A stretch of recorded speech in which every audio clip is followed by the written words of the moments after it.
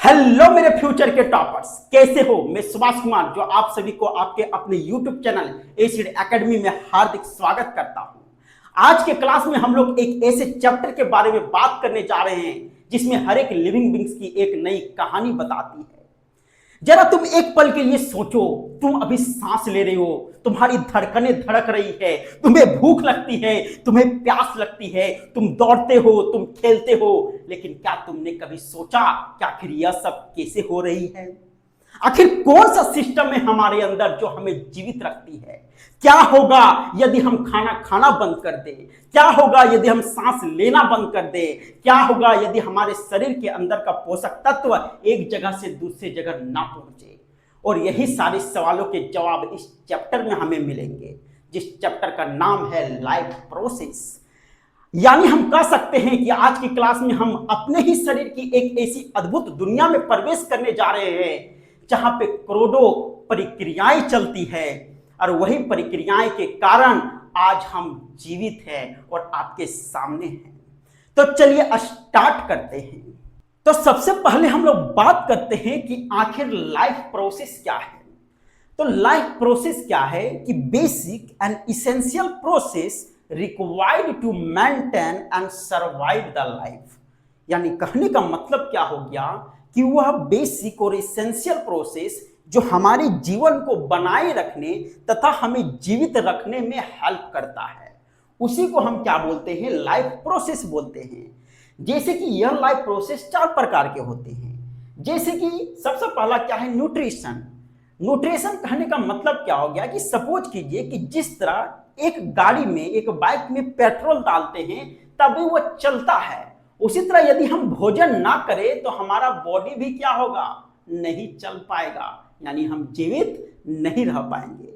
Next क्या है? Respiration. अब हम तो खाना खाएं, हमारे बॉडी को भोजन मिला, उसके बाद हमको एनर्जी भी तो चाहिए ना। तो रिस्पायरेशन के द्वारा क्या होता है? हमको एनर्जी मिलता है।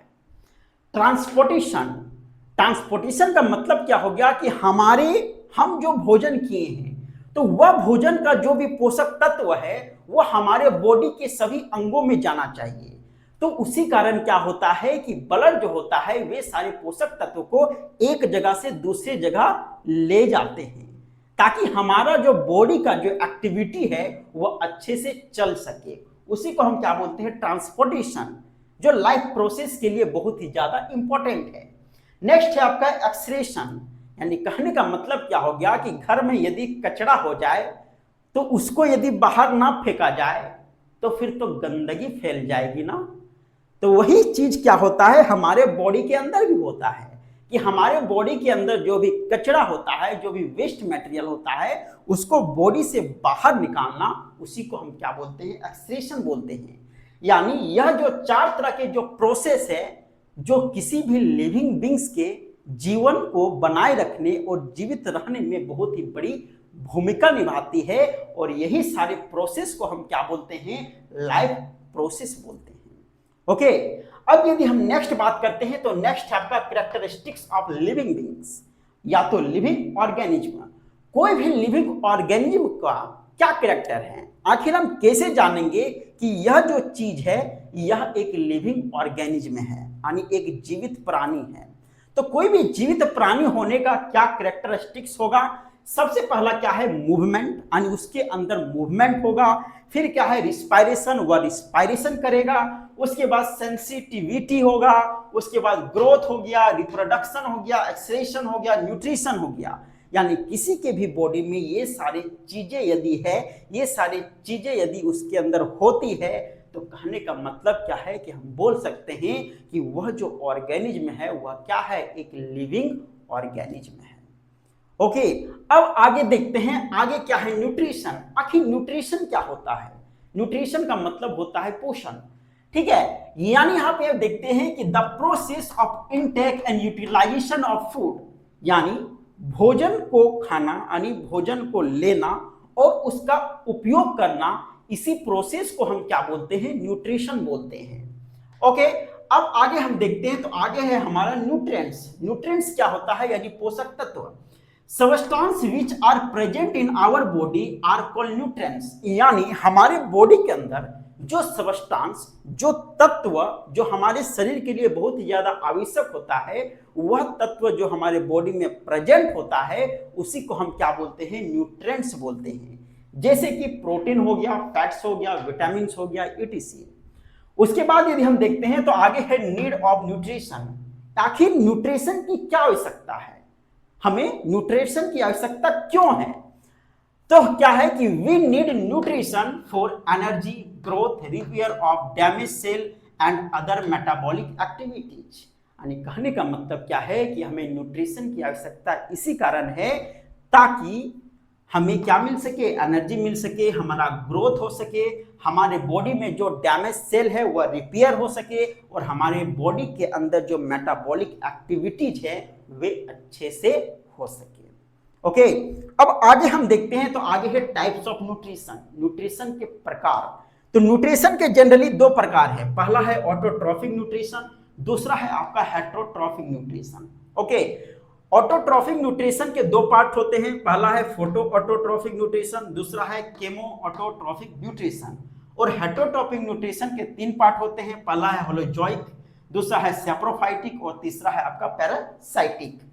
ओके, अब हम यहाँ पे यदि देखते हैं तो टाइप्स ऑफ न्यूट्रिशन में सबसे पहला क्या है, ऑटोट्रॉफिक न्यूट्रिशन। आखिर ऑटोट्रॉफिक न्यूट्रिशन क्या होता है? ऑटोट्रॉफिक न्यूट्रिशन का मतलब हो गया कि ऐसा टाइप ऑफ न्यूट्रिशन जो हमारे एनवायरनमेंट में प्रेजेंट जो इनऑर्गेनिक मटेरियल होते हैं, जैसे कि वाटर हो गया, कार्बन डाइऑक्साइड हो गया, और उसी का यूज करके, उसी का यूटिलाइज करके क्या होता है, फोटोसिंथेसिस प्रोसेस के द्वारा ऑर्गेनिक जो फूड बनाए जाते हैं उसी को हम क्या बोलते हैं, ऑटोट्रॉफिक न्यूट्रिशन बोलते हैं। और यह जो प्रोसेस है वह कौन करता है, प्लांट करता है with the help of photosynthesis. उसी को हम क्या बोलते हैं, ऑटोट्रॉफिक न्यूट्रिशन बोलते हैं, जो इनऑर्गेनिक मटेरियल का यूज करके ऑर्गेनिक फूड में प्रिपेयर होता है।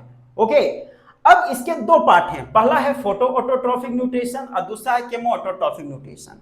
फोटो ऑटोट्रॉफिक न्यूट्रिशन मतलब वैसा टाइप ऑफ न्यूट्रिशन जो सनलाइट की हेल्प से वह तैयार होता है, ठीक है। और करता कौन है, जैसे कि ग्रीन प्लांट हो गया। और इसमें क्या है कि केमो ऑटोट्रॉफिक न्यूट्रिशन, यानी केमो ऑटोट्रॉफिक न्यूट्रिशन ऐसा टाइप ऑफ न्यूट्रिशन जो केमिकल्स के जरिए तैयार होते हैं, और उसको कौन करता है, सल्फर बैक्टीरिया। हेटेरोट्रॉफिक न्यूट्रिशन को हम आगे पढ़ेंगे। इसमें आगे यदि हम देखते हैं तो आगे क्या है हमारा, न्यूट्रिशन इन प्लांट्स, यानी प्लांट में न्यूट्रिशन कैसे होते हैं, ठीक है। तो प्लांट और ऑटोट्रॉफ्स, प्लांट क्या होते हैं, ऑटोट्रॉफ्स होते हैं। क्यों? Because they make their own food by the process of photosynthesis. Plant को ऑटोट्रॉफ्स बोला गया है। आखिर प्लांट ऑटोट्रॉफ्स क्यों होते हैं? क्योंकि प्लांट जो होते हैं वह अपना भोजन फोटोसिंथेसिस प्रोसेस के द्वारा स्वयं बनाते हैं, यानी खुद बनाते हैं। वे किसी दूसरे चीजों या तो दूसरे ऑर्गेनिज्म पे डिपेंड नहीं होते हैं। इसी कारण प्लांट जो होते हैं वे क्या होते हैं, ऑटोट्रॉफ्स होते हैं। ओके, अब फोटोसिंथेसिस प्रक्रिया में आखिर कौन से रॉ मटेरियल का यूज होता है? जैसे कि सबसे पहला क्या है आपका, सनलाइट हो गया, दूसरा है आपका कार्बन डाइऑक्साइड, तीसरा है आपका वाटर और चौथा है आपका क्लोरोफिल, ठीक है।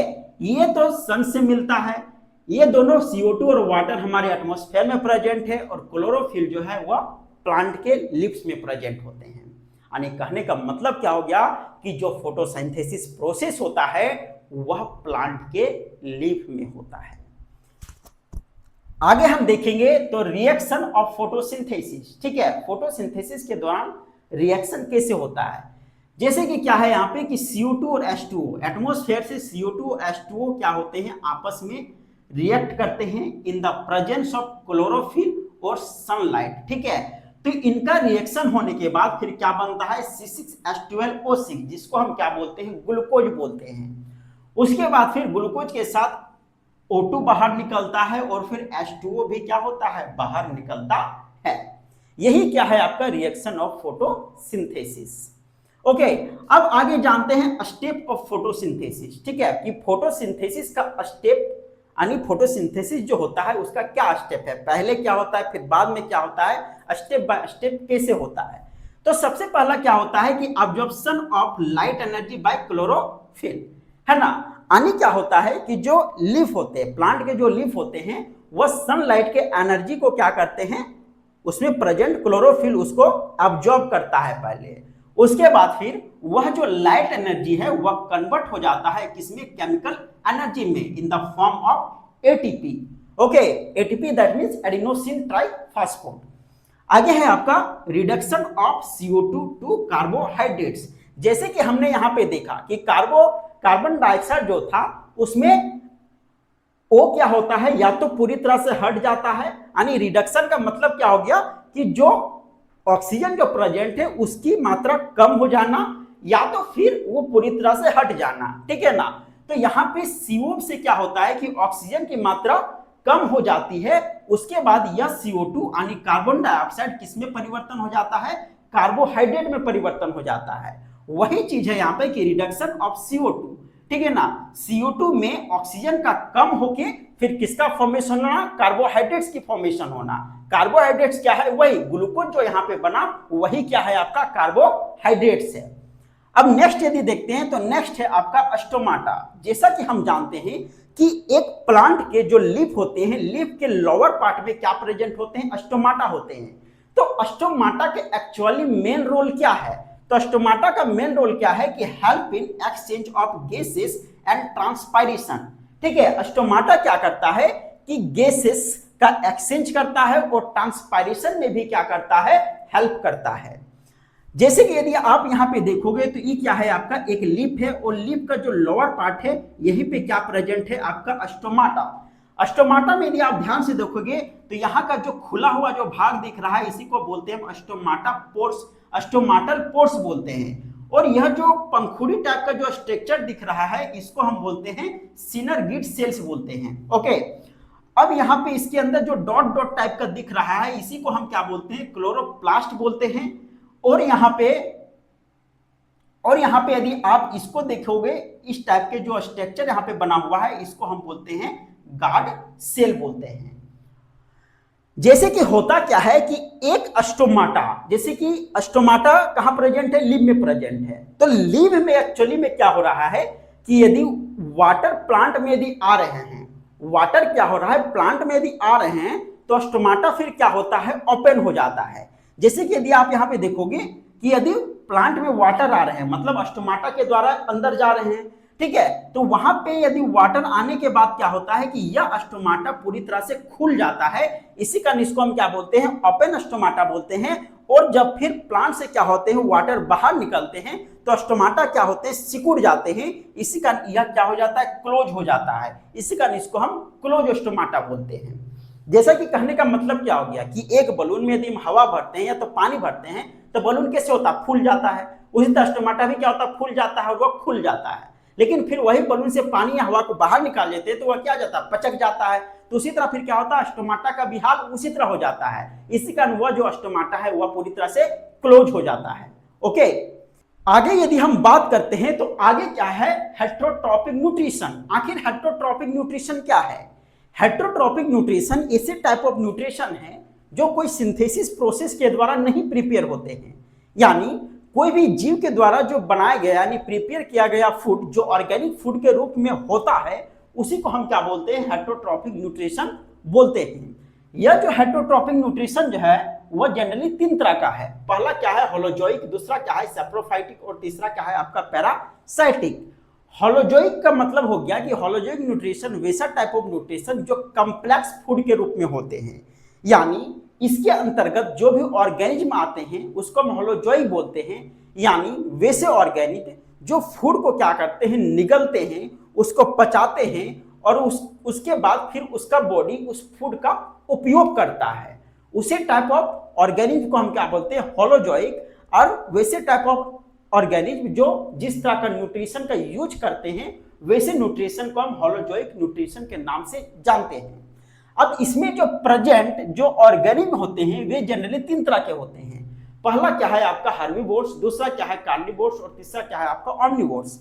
हर्बीवोर मतलब हो गए कि वैसे जीव जो केवल प्लांट्स या तो प्लांट से बने जो प्रोडक्ट होते हैं उसको केवल खाते हैं, ठीक है, यानी इसको हम बोल सकते हैं शाकाहारी। जैसे कि बकरी हो गया, हिरन हो गया, ठीक है।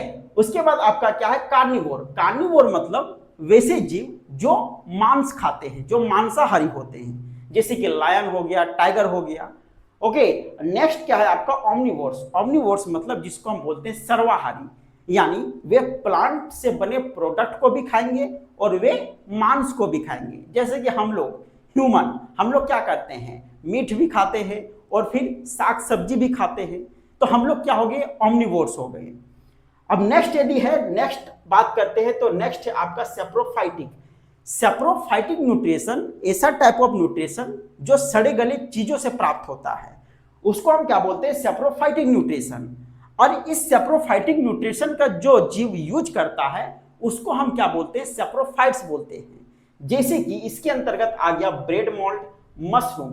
यानी सपोज कीजिए कि मान के चलिए एक जंगल है, उस जंगल में एक पेड़ क्या हो गया, गिर गया, और गिरने के बाद वहां पे वह सड़ना स्टार्ट हो गया। जब सड़ना स्टार्ट हो गया तो वहीं पे कौन आ गया, मशरूम। अब मशरूम अपना भोजन कहां से लाएगा, वही सड़े हुए पेड़ से अपना भोजन वह प्राप्त करने लगेगा। तो ऐसे टाइप ऑफ जो न्यूट्रिशन होते हैं जो सड़ी गली चीजों से प्राप्त होते हैं, उसी को हम क्या बोलते हैं, सेप्रोफाइटिक न्यूट्रिशन बोलते हैं। और जो इस न्यूट्रिशन का उपयोग करता है, यूटिलाइज करता है, उसको हम क्या बोलते हैं, सेप्रोफाइट्स बोलते हैं। ओके, जैसे कि ब्रेड मोल्ड और मशरूम। नेक्स्ट है आपका पैरासाइटिक न्यूट्रिशन। पैरासाइटिक न्यूट्रिशन ऐसा टाइप ऑफ न्यूट्रिशन जो किसी दूसरे जीवों से मिलता है, और इसमें जो इस न्यूट्रिशन का जो यूज करते हैं, जो इसका उपयोग करते हैं, उसको हम क्या बोलते हैं, पैरासाइट बोलते हैं। यानी organism which so this nutrition are known as parasites. यानी जो इस पैरासाइटिक न्यूट्रिशन का यूज करते हैं, वैसे जीव को, वैसे ऑर्गेनिज्म को हम क्या बोलते हैं, पैरासाइट्स बोलते हैं। यानी ये जो पैरासाइट्स हैं, ये क्या करते हैं, दूसरे जीवों से अपना भोजन प्राप्त करते हैं, लेकिन उनको खुद तकलीफ नहीं होता, उनको खुद नुकसान नहीं होता है, लेकिन जिनसे वो भोजन प्राप्त करते हैं ना, उनको तकलीफ में डाल देते हैं, उनको नुकसान हो जाता है। जैसे कहने का मतलब क्या है कि मस्क्यूटोज, मस्क्यूटोज क्या करते हैं, हमारे बॉडी में आते हैं, बैठते हैं, खून चूसते हैं। अब खून चूसते हैं मस्क्यूटो, मस्क्यूटो का पेट तो भर जाता है भाई, लेकिन हम लोग को फिर क्या हो जाता है, मलेरिया हो जाता है, डेंगू हो जाता है। तो कहने का मतलब क्या हो गया कि क्या है, पैरासाइट है, ये अपना भोजन ले लिया, अपना पेट तो भर लिया, लेकिन हमको नुकसान करके चल दिया। तो उसी को हम क्या बोलते हैं, पैरासाइट्स बोलते हैं। नेक्स्ट यदि हम देखते हैं तो नेक्स्ट है 5 स्टेज ऑफ न्यूट्रिशन। न्यूट्रिशन के जनरली 5 स्टेज होते हैं। जैसे कि पहला हो गया आपका इंजेशन, दूसरा हो गया डाइजेशन, नेक्स्ट है आपका एब्जॉर्प्शन, नेक्स्ट है आपका स्टिमुलेशन, और फिर नेक्स्ट है आपका इजेशन। यानी कहने का मतलब क्या हो गया कि इंजेशन मतलब होता है कि हम भोजन को इंटेक करते हैं, लेते हैं, उसके बाद भोजन क्या होता है, डाइजेस्ट होता है, उसको हम बोलते हैं डाइजेशन। फिर डाइजेशन होने के बाद भोजन क्या होता है, एब्जॉर्प्शन, यानी हमारे बॉडी में वह भोजन जाके एब्जॉर्ब होता है, ठीक है, उसी को हम क्या बोलते हैं, एब्जॉर्प्शन। उसके बाद फिर स्टिमुलेशन, यानी वह जो भोजन एब्जॉर्ब हुआ हमारे बॉडी में, ठीक है, वह भोजन में प्रेजेंट जो पोषक तत्व होते हैं वे हमारे बॉडी के सारे सेल्स के पास चले जाते हैं, और वहीं से फिर हमको क्या मिलता है, एनर्जी मिलता है, और वही प्रोसेस को हम क्या बोलते हैं, स्टिमुलेशन बोलते हैं। उसके बाद हमारे बॉडी में जो प्रेजेंट वेस्ट मटेरियल होता है वह बाहर आ जाता है, उसी प्रोसेस को हम क्या बोलते हैं, इजेशन बोलते हैं। ओके, यानी कहने का मतलब क्या हो गया कि हमारे बॉडी में जो भी भोजन हम खा रहे हैं और पाचन क्रिया होने के बाद, वेस्ट प्रोडक्ट निकलने के बाद जो भी सारे जो प्रोसेस हमारे बॉडी में हुआ, वे जनरली 5 स्टेज में कंप्लीट होते हैं। नेक्स्ट यदि हम देखते हैं तो नेक्स्ट है आपका न्यूट्रिशन इन अमीबा। ठीक है, अमीबा में न्यूट्रिशन कैसे होता है, तो अमीबा जनरली होता क्या है भाई कि amoeba is a holozoic unicellular and eukaryotic organism. Amoeba जो है वह holozoic unicellular and eukaryotic organism है। ओके, अमीबा जो होता है, अमीबा का शेप इरेगुलर होता है, यानी कोई एक फिक्स शेप में नहीं होता है, कभी इधर चल जाएगा, कभी इधर उसका बॉडी चल जाएगा, कभी आगे बढ़ जाएगा, कभी पीछे बढ़ जाएगा, यानी उसका जो बॉडी होता है ना एक जगह स्थिर नहीं होता है, वो खिंचाते रहता है, जिधर उसको खींचेगा वो उसका बॉडी उधर खिंचा जाएगा। ठीक है, उसी को हम क्या बोलते हैं, इरेगुलर शेप। यानी अमीबा में क्या होता है कि a finger like extension called pseudopodia, helps in capturing of food and movement. ठीक है, अमीबा को जब आप देखोगे ना तो उसके बाहर से कुछ निकलता हुआ एक स्ट्रक्चर दिखाई देगा, जैसे कि यहाँ पे देखिए ये अमीबा है, तो इसके देखिए इसके बाहरी साइड में इस टाइप का निकला हुआ स्ट्रक्चर दिखाई दे रहा है। इसी को हम क्या बोलते हैं, सूडोपोडिया बोलते हैं। यह सूडोपोडिया की सहायता से क्या करेगा कि जो भी भोजन आसपास में रहेगा उसको क्या करेगा, एकदम खिंचा के एकदम लपेट लेगा और भोजन को अपने अंदर डाल देगा। ठीक है, या तो वही सूडोपोडिया की सहायता से फिर वह घिसटता रहेगा इधर से उधर, यानी मूवमेंट के काम में आता है। It is a type of protozoa, यानी अमीबा जो है वह प्रोटोजोआ का एक प्रकार है। ओके, अब यहां पे यदि हम देखते हैं तो न्यूट्रिशन इन अमीबा का प्रोसेस क्या है, तो एक अमीबा यदि हम यहां पे देखते हैं तो अमीबा के अंदर एक्चुअली में एक न्यूक्लियस होते हैं। ठीक है, और इसको हम क्या बोलते हैं, सूडोपोडिया बोलते हैं। अब सपोज कीजिए कि अमीबा के पास एक फूड है, यहाँ पे एक फूड रखा गया है। ठीक है, फूड का एक कोई टुकड़ा या तो फूड के रूप में कुछ है यहाँ पे। अब अमीबा क्या करेगा, अपने सूडोपोडिया को इस फूड की ओर बढ़ाएगा, यानी उसको फूड को लपेटने की कोशिश करेगा। ठीक है ना, तो इस तरफ बढ़ाएगा, अब फूड आ गया उसके कैप्चरिंग में, उसको हाईजैक कर लिया फूड को। ठीक है ना, अब धीरे धीरे क्या करेगा, चुपके उसको एकदम अपनी ओर में शामिल कर लेगा। ठीक है, तो वही चीज हो गया कि फूड धीरे धीरे इसके अंदर में आया, अंदर में आने के बाद फिर यह फूड जो है, ठीक है, कहां चल गया, इसके अंदर जो प्रेजेंट फूड वेहिकल होते हैं उसमें वो फूड चला गया। अब उसके बाद फूड वेहिकल में जाने के बाद यह फूड क्या होता है, उसके बॉडी में जाके फिर डाइजेस्ट हो जाता है। ठीक है, उसके बाद फूड डाइजेस्ट होने के बाद फिर अंदर में जो वेस्ट मटेरियल बनते हैं वह फिर वेस्ट मटेरियल बाहर वेस्ट के रूप में आ जाते हैं। ठीक है, तो यह जो प्रोसेस जो था वह किसका था, अमीबा का था। ठीक है, कि एक अमीबा में न्यूट्रिशन कैसे होता है। तो आई होप कि यह क्लास आपको बहुत ही अच्छा लगा होगा। वीडियो कैसी लगी हो कमेंट सेक्शन में बताइए। वीडियो यदि अच्छी लगी हो तो वीडियो को लाइक कीजिए। चैनल में यदि नए हो तो चैनल को सब्सक्राइब जरूर कीजिए। मिलते हैं नेक्स्ट वीडियो में, तब तक के लिए धन्यवाद।